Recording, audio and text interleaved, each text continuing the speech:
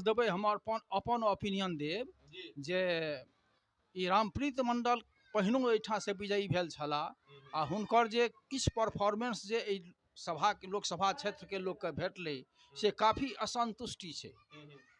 तऽ हमसब केवल भाजपा अर्थात मोदी के व्यक्तित्व के चिन्है छियै।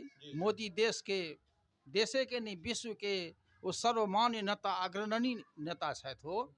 तऽ हमरा सब हुनका बिहाफ में वोट कास्ट करै छी। तऽ रामप्रीत मंडल अलायंस में हम सब अलायंस के ओतेक नहीं तहू में हुनकर जे छवि ठीक रहतनि हुनकर परफॉर्मेंस ठीक रहतनि तो हम सब हुनका संग दितियनि। हम सब बिल्कुल बाइकआउट करै छियनि। एते तक भऽ सकैए जे वोट नहियो खसाबी। एते नाराजगी आखिर मोदी के बारे में अहाँ के पोइटी नोट ये, लेकिन सिंबल छै जेडीयू का तो रामप्रीत मंडल फिगर तो की लगैया कते लॉस हेतै ई कैंडिडेट के नाम पर? जबरदस्त विपत्ति छै समाज के, एहि क्षेत्र के जे